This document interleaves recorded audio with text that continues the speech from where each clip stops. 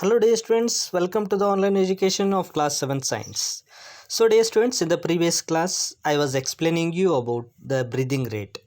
So the average adult human being breathes around 15 to 18 times in a minute. Okay, so this breathing rate increases if the heavy exercise is done by the person. Okay, so it may increase up to 25 times per minute. Okay, and we have done a list of some activities where the in which of the activities the breathing rate will be slowest and in which of the activities the breathing rate will be fastest. So that we have made a I have given a work for you to arrange them the pictures. By seeing the pictures you have to arrange them in the order of increasing order based on the rate of breathing according to the your experience. Okay, so that activity 10.3 we have completed.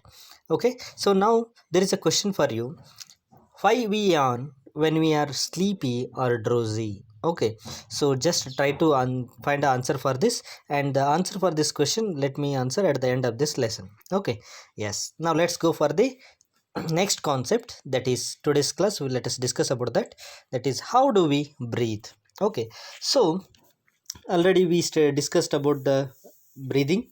So now, what is the definition of breathing? Inhalation, exhalation, we have discussed. Okay, so now let us understand how do we breathe. So what exactly mechanical process which takes place in the breathing process? Okay, so let us learn the mechanism of breathing, the process of breathing. Okay, so what happens here is, normally we take in air through our nostrils. It's a common process. Okay, so usually we take the air in which is present in the atmosphere through our nostrils. First of all, the air enters into our body through the nostrils. It's a main stream through which main organ through which the air enters into our body.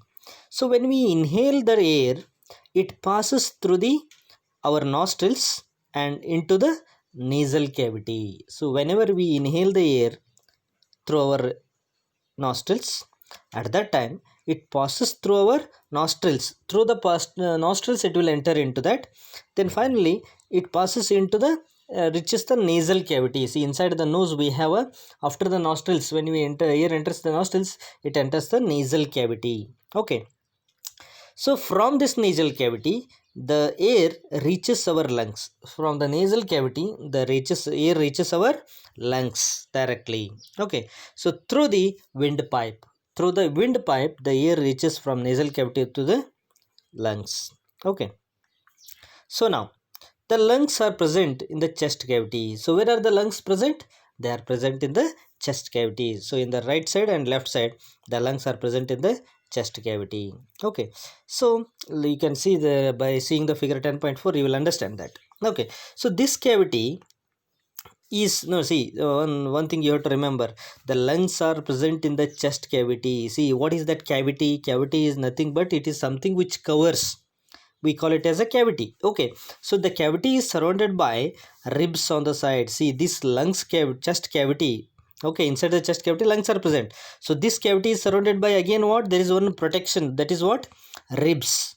So ribs are present on the sides, so they are surrounded by the ribs on the sides. Okay, now a large muscular sheet called diaphragm forms the floor of the chest cavity. See here, so just below the chest cavity, that is, it forms a floor of the chest cavity, which is that a muscular sheet, we call it as diaphragm.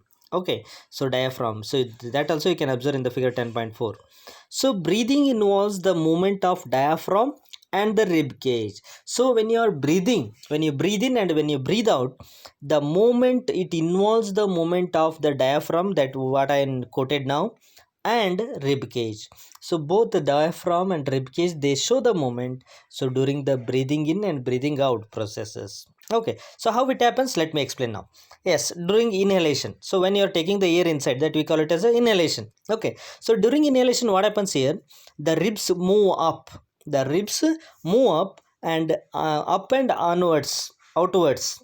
Okay, the ribs move upside and outwards, and diaphragm moves down. Okay, so because of this reason, this moment, increases. This movement of the diaphragm and rib cages increases the space in our chest cavity. The space in the chest cavity increases. Okay, so hence air rushes into the lungs. More amount of air rushes into the lungs. So the lungs get completely filled with the air. Okay, so this is the inhalation process. Now during exhalation, now yes, the exhalation, you are giving out. Okay, so what happens here? The ribs again come down to normal position and inwards. So they are in the previous moment they went upwards and outwards. Now they move downwards and inwards. And now diaphragm, earlier it was down. Okay, so now it again moves up to its former position, means previous position it comes. So because of this reason, this reduces the size of the chest cavity. The size of the chest cavity reduces. Okay, so and air is pushed out of the lungs, and air is pushed out of the lungs. Figure 10.5, the air is going to be pushed out of the lungs. So this movement in our body can be felt easily. So this moment we easily feel it. Okay, so take a deep breath. Okay, like that you just take a deep breath.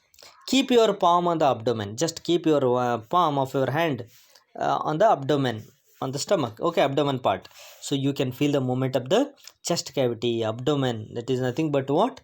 The ribs as well as diaphragm. Okay, so dear students, let me stop here, and remaining part let me continue in the next part. Thank you and have a nice day.